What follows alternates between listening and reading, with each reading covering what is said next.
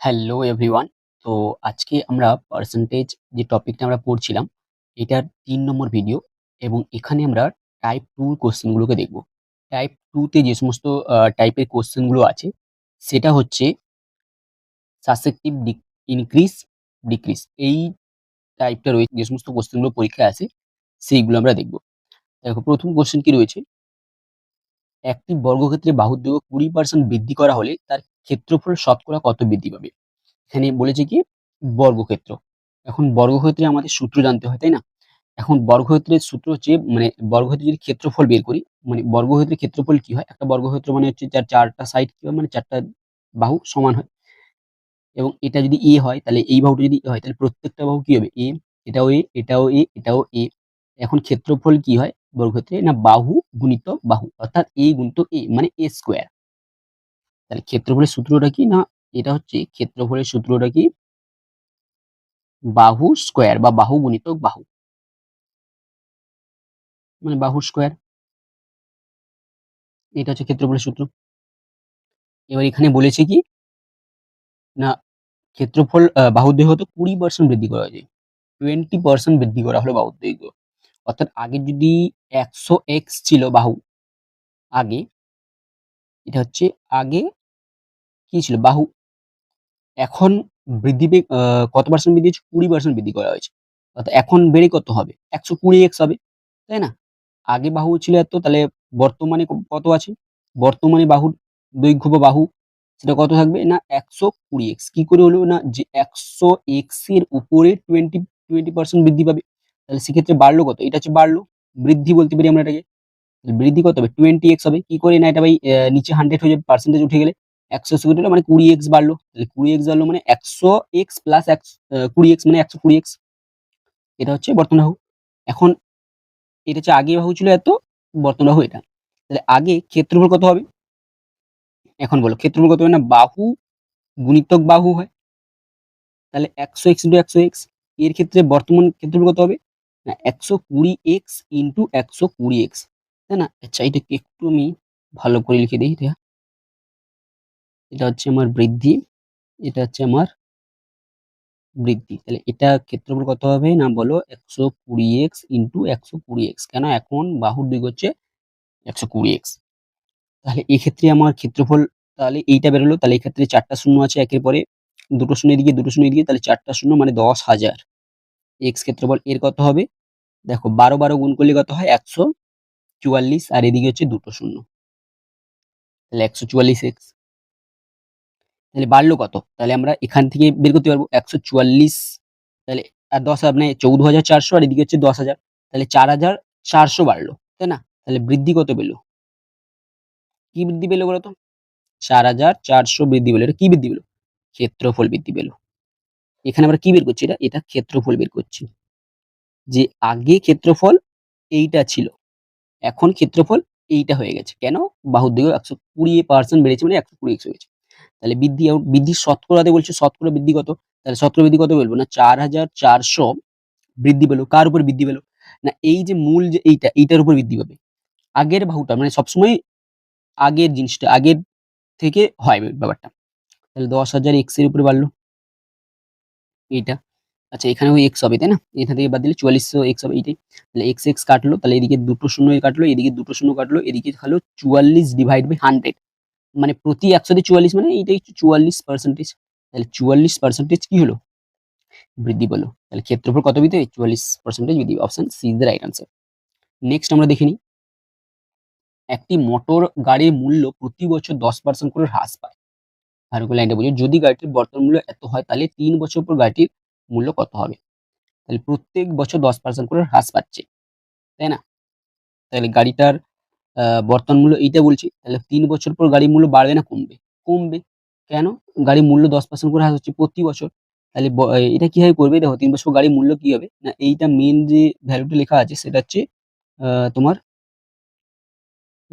৪,০০,০০০ এটা না? হ্যাঁ ৪,০০,০০০। তাহলে ৪,০০,০০০ ভ্যালু ছিল ৪,০০,০০০ তাহলে প্রত্যেক বছর ১০% হয়তো হ্রাস পাচ্ছে। তাহলে সেক্ষেত্রে তোমার ১ম বছর কত কমবে? না ১০০ ছিল তাহলে সেটা ৯০ হয়ে যাবে। তারপরের বছর কত হবে? না ১০০ এটা হচ্ছে ১ম বছরের ক্ষেত্রে। এটা হচ্ছে ফার্স্ট। আমি এখানে করে দিচ্ছি এটা। ফার্স্ট ইয়ার ক্ষেত্রে এই জিনিসটা হবে। সেকেন্ড ইয়ারের ক্ষেত্রে আবার 10% কমে যাবে। মানে এটা যে ফার্স্ট ইয়ারের ক্ষেত্রে সেকেন্ড ইয়ারে কত হতো না, সেকেন্ড ইয়ারেও সেই 10% কমে যাবে। এটা হবে সেকেন্ড ইয়ারের ক্ষেত্রে। 3 এর ক্ষেত্রে আবার 3 বছর আছে না? তাহলে সেক্ষেত্রে সেটা হবে 100/90, 90/100 এটা। তাহলে সেক্ষেত্রে এটা হচ্ছে থার্ড ইয়ারের ক্ষেত্রে এটা হবে। ওকে? তাহলে এটাই হবে আমাদের। বুঝতে পেরেছো? তাহলে এক্ষেত্রে এটা আমি একটু কেটে দিই। এবার দেখো, তাহলে এটা হচ্ছে গাড়িটির মূল্য কত হবে ৩ বছর পরে। তাহলে ৩ বছর পরে কত মূল্য হবে বলো? ৩ বছর পরে মূল্য হবে, জাস্ট একটু ওয়েট। হুম, এটা হচ্ছে ৩ বছর পরে মূল্য, তাই না? ৩ বছর পর মূল্য, গাড়ির মূল্য। তাহলে এক্ষেত্রে আমাদের এদিকে ২ টো শূন্য, এদিকে ২ টো শূন্য। তাহলে ২ টো শূন্য, ২ টো শূন্য। এদিকে এর ১ টা শূন্য, এর ১ টা শূন্য। কেটে গেল সব। এর ১ টা শূন্য, এর ১ টা শূন্য কাটলো। এবার দেখো, এদিকে হচ্ছে ৯, ৯, ৯। তাহলে ৯, ৯ গুণ করলে কিন্তু টোটাল ৭২৯ হয়। ৭২৯ গুণিত ৪, এদিকে ১ টা শূন্য, এদিকে ১ টা শূন্য। মানে ২ টো শূন্য। এখানে ২ টো শূন্য করে দিলাম। ঠিক আছে? মানে কি করলাম আমরা? ৭২৯ আছে, ৭২৯, ২ টো শূন্য। দেখো ৯ ৯ কত? ৮১। ৮১ এর সাথে তুমি ৯ গুণ করো। তাহলে ৯ অষ্টে কত? ৭২। এদিকে ৯। এইটা হয়। ইন্টু ৪ গুণ করলেই হয়ে যাবে। ৯ ৪ কত? ৩৬, ৬। লাস্টে যেটা ৬ আছে সেটাই হবে উত্তর। এই অপশনটা। অপশন এ উত্তর হবে। ঠিক আছে? লাস্টে যেটা উত্তর, লাস্টে যেটা ইউনিট ডিজিট দেখে আমরা এটা করে দিয়েছিলাম। ৯ ৪ কত? ৩৬ এর ৬। ২ টো শূন্য তো আছে অবশ্যই। এটা ২ টো শূন্য বসে গেছে। এদিকে ৯ ৪ ৩৬ এর ৬ থেকে কত আছে? ৩ আছে। ৪ দুগুণে ৮, ৮ ৩ ১১। হাতে ১১ হাতে ১ আছে। ৭ ৪ ২৮, ২৮ আর এদিকে হচ্ছে ১, ২৯। এইটা হবে আনসার। ওকে? তো অপশন এ হচ্ছে রাইট আনসার। ওকে? বুঝতে পেরেছো? মানে বলছে যে গাড়িটার মূল্য প্রতি বছর 10% কমেছে। মানে প্রত্যেক বছর ৳১০০ হলে সেটা ৳৯০ হয়েছে। ৳১০০ হলে ৳৯০ হয়েছে এটাই। এই অঙ্কগুলো এভাবেই করবে, সবথেকে ইজি প্রসেস এটাই। নেক্সট, একটি সিনেমা টিকিটের মূল্য 25% বৃদ্ধি পায়, দর্শক সংখ্যা 10% কমে গেল। মোট আয়ের কি পরিবর্তন হলো? এখানে বলেছে কি আয়। এই জিনিসটা, আয় জিনিসটা কি? বলো। আয় জিনিসটা কি? আয় জিনিসটা হবে তোমার যে যতগুলো টিকিট বিক্রি হলো, যত সংখ্যার টিকিট বিক্রি হলো, টিকিটের মূল্য। এটাই হবে। আচ্ছা, এখানে ২ টো জিনিস হয়েছে। মূল্যটা 25% বৃদ্ধি পেয়েছে আর সংখ্যাটা কত? 10% কমে গেল। ব্যাপারটা ভালো করে বুঝো। তাহলে টিকিটের মূল্য মানে এটা হচ্ছে প্রাইস।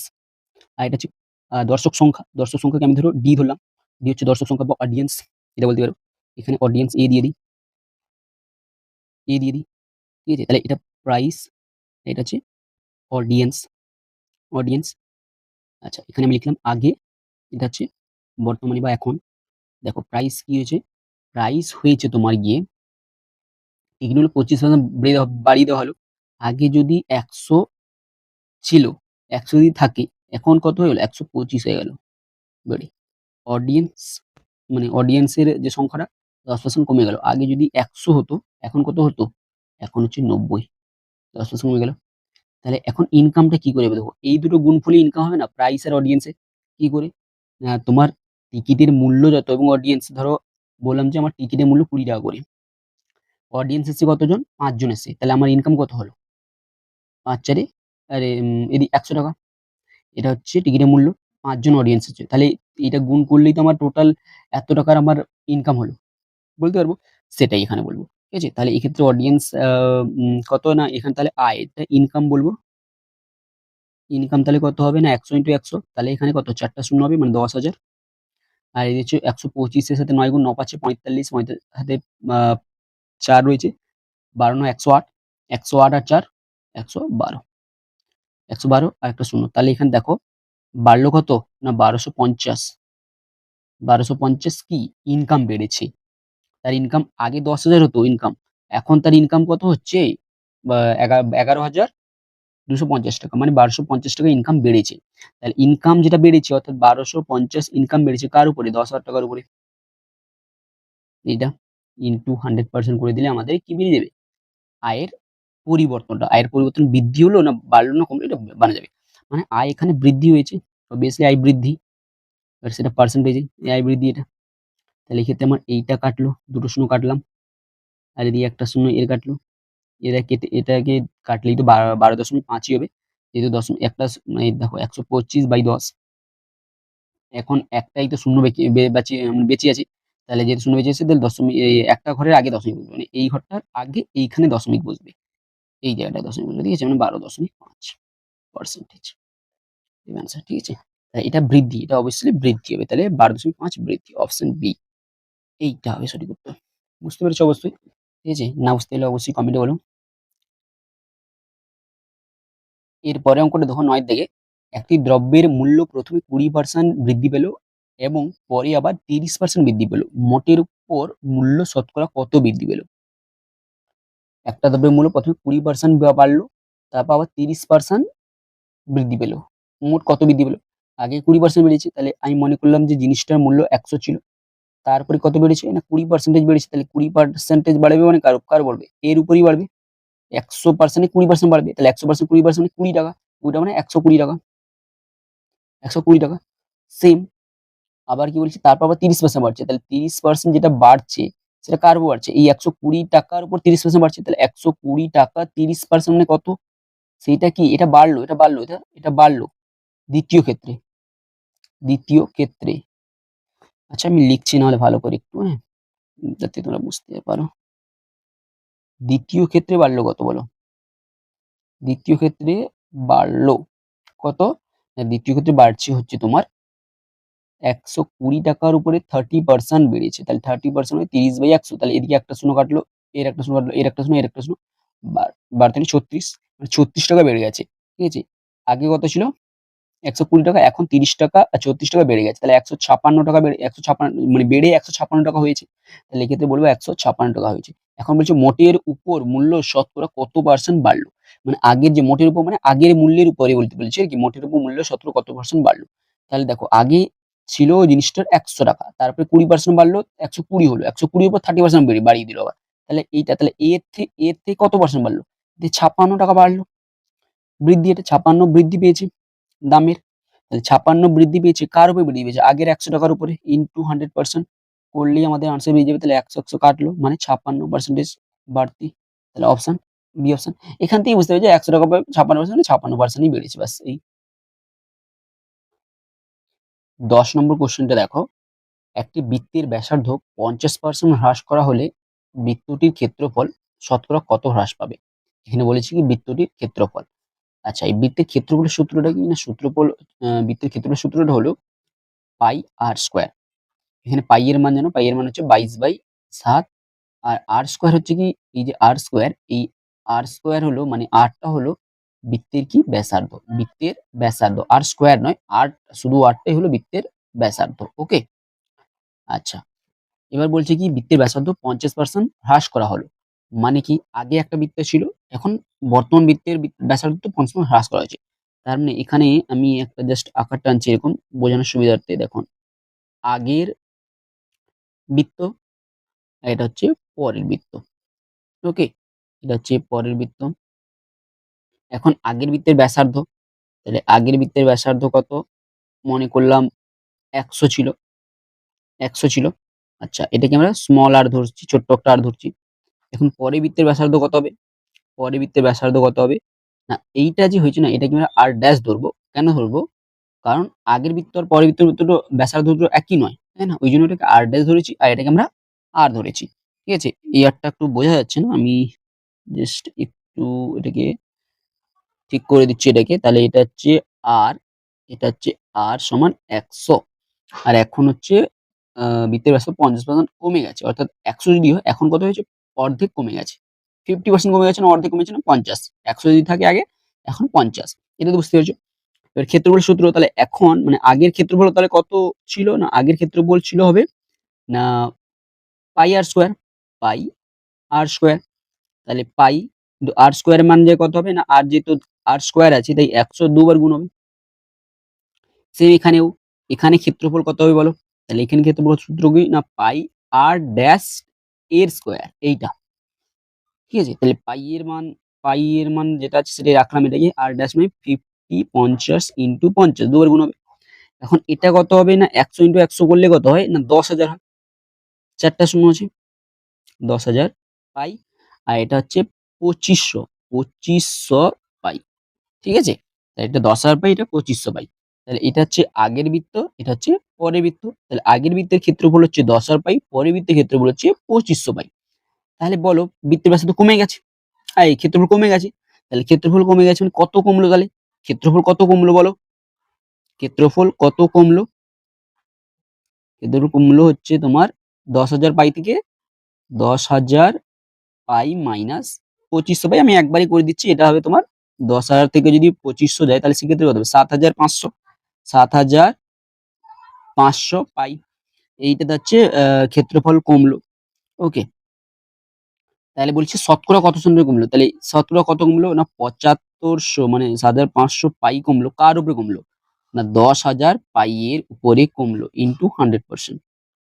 এইটা হচ্ছে শতাংশ হিসাবে কত পার্সেন্ট হ্রাস পেয়েছে কার? বৃত্তের ক্ষেত্রফল। তাহলে এখানে পাই পাই কাটলো, এখানে দুটো শূন্য কাটলো, এর দুটো শূন্য কাটলো, এখানে দুটো শূন্য কাটলো, এখানেও দুটো শূন্য কাটলো। তাহলে আনসার কত বেরোলো? না 75% কমলো বৃত্তের ক্ষেত্রফল। তাহলে অপশন বি হলো সঠিক উত্তর। ওকে, আশা করি বুঝতে পেরেছো। এটা আগের বৃত্ত, এটা পরের বৃত্ত। এখন তাহলে বৃত্তের যেহেতু ব্যাসার্ধ কমে যাবে, তাহলে মানে আগে এত বড় বৃত্ত ছিল ধরো, এখন বৃত্তটাকে অর্ধেক করে দিয়েছে, এরকম ছোট করে দিয়েছে। তাহলে ক্ষেত্রফল কত শতাংশ কমে গেছে? 75% কমে গেছে। এরিয়া 75% কমে গেছে। ওকে, যাই হোক, নেক্সট যেগুলো রয়েছে এটা হচ্ছে টাইপ 3 রয়েছে, এগুলো আমরা পরে ক্লাসে করবো। এর নেক্সট ক্লাসে কিন্তু টাইপ 3 টা করতে চলেছি, ফ্র্যাকশন বেসড কোশ্চেন। ঠিক আছে, তো আপাতত এখানেই ভিডিওটা শেষ করছি, এবং ভিডিও যদি ভালো লাগে অবশ্যই কিন্তু লাইক করে দিও এবং সাবস্ক্রাইব করে রাখো পরবর্তী ভিডিওগুলো দেখার জন্য। আর হচ্ছে আম, আর তোমরা কিন্তু প্রিন্টেবল, একদম প্রিন্টেবল কিন্তু নোটস কিন্তু পাবে। ঠিক আছে, এটা ফ্রি অফ কস্টই কিন্তু পাবে প্রিন্টেবল নোটস। এটা আমাদের টেলিগ্রাম চ্যানেলে কিন্তু পেবে। ঠিক আছে, টেলিগ্রাম চ্যানেলে সেখানে জয়েন হয়ে যাও। সেই টেলিগ্রাম চ্যানেলে কিন্তু তোমরা এই ফ্রি অফ কস্ট কিন্তু প্রিন্টেবল পিডিএফটা পেয়ে যাবে। জাস্ট ক্লাসগুলো শেষ হয়ে গেলে কিন্তু আমি প্রিন্টেবল পিডিএফটা তোমাদের দিয়ে দেবো। ওকে।